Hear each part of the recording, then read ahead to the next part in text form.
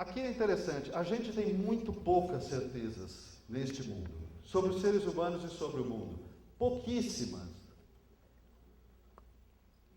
Algumas temporárias e provisórias, revistas pela ciência de 10 em 10 anos, 15 em 15 anos, morrem, certezas morrem. 15 anos atrás, toda a melhor ciência do seu planeta tinha certeza absoluta que não só não havia, mas também jamais tinha havido água em Marte. Bullshit. Havia e há, e está provado, e é a mesma ciência que disse isso. Então, certezas são muito, muito poucas. Eu vou falar de 3. 2 sobre o ser humano, uma sobre o mundo. Há 2 coisas absolutamente certas e garantidas sobre o ser humano, eu acredito que só essas 2. Existe muita gente que gosta de dizer que essas 2 coisas certas sobre o ser humano são a morte e os impostos. Mentira! Eu, e provavelmente vocês também conhecem várias pessoas que não pagam impostos. Já quem não morre, a gente, né?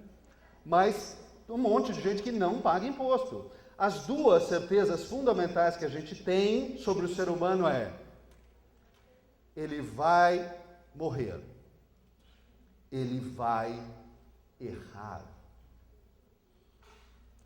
Você não quer algo que erra, não pode ser um ser humano. Porque todos os seres humanos que nós somos, que vieram antes de nós e que vêm a seguir, eles têm isso em comum, eles morrem e eles erram. Tem exceção? Na boa, tem. E, gente, ok se alguém acha que tem, acredita que tem, mas é tão raro que você não vai contar com ela, né? Na boa. O ser humano vai errar. E aí, quando você pede ao outro ser humano que trabalha com você, que estuda com você, que é teu professor, que é teu colega de sala, que é teu aluno, quando você pede para esse ser humano, por favor, não erre, o que você está pedindo para ele? Por favor, não seja ser humano. Eu nego a sua humanidade. Não erre. Como? Como é que você responde para alguém que te pede não erre? Como é que você responde? Você não sabe como responder, ninguém sabe como responder, porque não há resposta para isso. Mas a gente pede isso para o outro, né? Vira e mexe, a gente pede isso para o outro. Esquecendo o fato básico, ele é um ser humano como você. E aí você pede a ele, não erre. Põe um espelho na sua frente quando você faz isso. É chocante. A certeza que a gente tem sobre a vida, e é muito poucas certezas que a gente tem sobre a vida, mas uma é absolutamente garantida. A única coisa que nunca falha é a vida muda. Tudo é impermanente. Hoje é assim, amanhã é assado. A semana passada foi daquele jeito, a outra é de outro modo. Não tem outra forma, ela é sempre dinâmica, ela está sempre em mutação. E é terrível ter que falar desses conceitos para vocês, porque assim, ok, o que há de novo nisso? Mas vocês não sabiam que o ser humano erra? Vocês não sabiam que a vida muda? Todo mundo sabia. Todo mundo já viveu essa experiência 1, 2, 10, 20 vezes. Mas agora me conta uma coisa, vocês efetivamente introjetaram esta informação e pararam de pedir aos outros seres humanos que não errem? Não. Pararam de se chocar quando a vida muda e tira ou põe coisas com as quais você não contava? Não. Então tá, vocês sabiam disso. Aqui, tese. Mas a sua vida é movida por estas certezas também. É necessário contar com isso.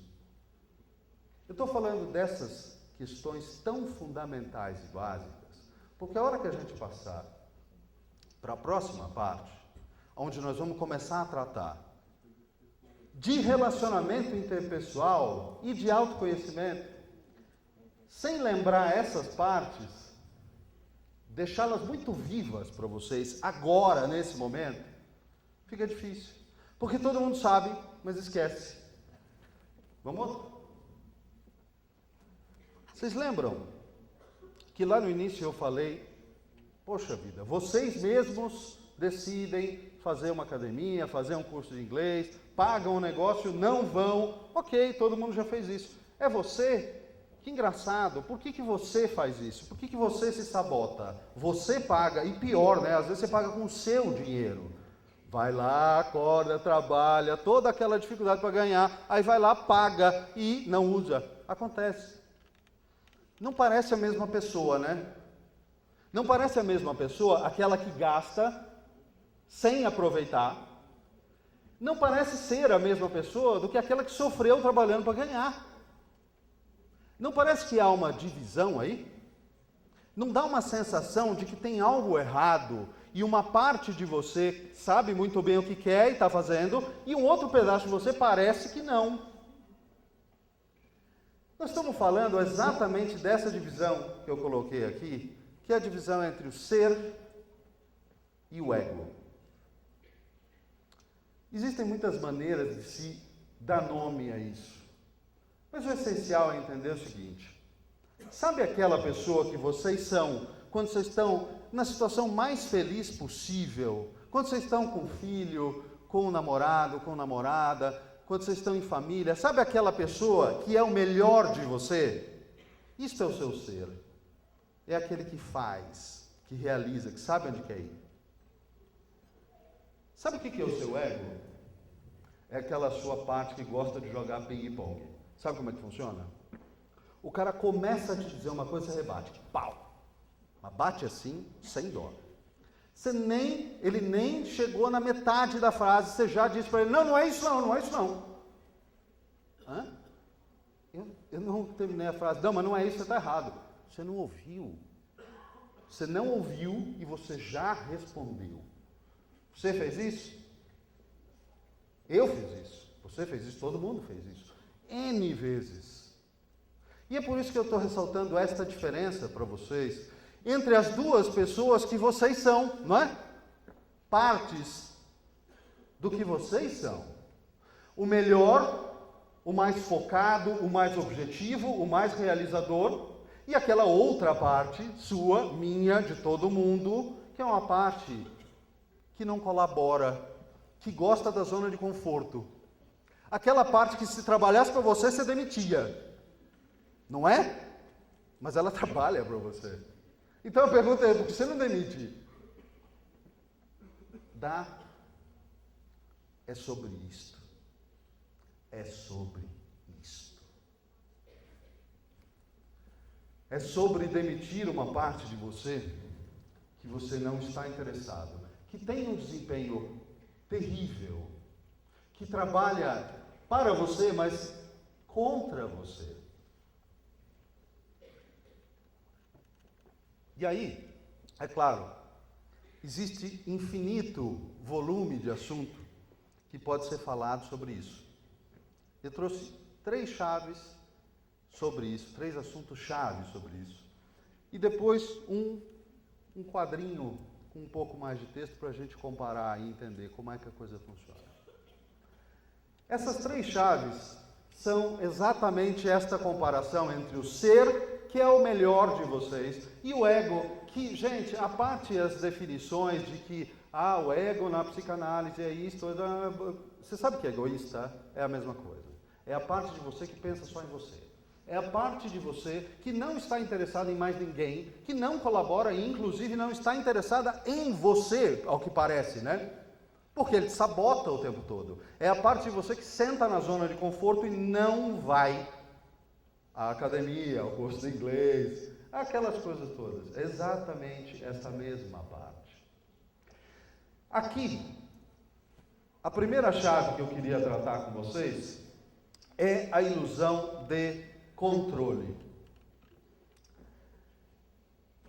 Qual é o controle efetivo, verdadeiro, que você tem naquele território do mundo que fica 15 centímetros para fora do seu? Qual é? Conta para mim. Nenhum. Você tem a ilusão de controle. É só e tão somente isto. Essa parte de você que é o ego, que está interessado só em rebater, brigar, ficar sentado na zona de conforto, não mudar, não realizar coisas, porque ele tem uma preguiça fundamental e ele tem uma outra coisa, ele tem uma necessidade de sobrevivência. É a parte do ser humano que acha que se ela sumir, ele morre. Não é verdade, mas ele finge que sim. O ego é a sua parte que acha que se ele diminuir, você cai morto. Nós não vivemos mais na savana. Nós não vivemos mais milhões de anos atrás, ameaçados por questões de sobrevivência animal o tempo todo. A nossa vida é bem mais organizada do que isso, e boa ou má, ela não oferece risco de vida naquele nível de piscomorreu na grande maioria do tempo.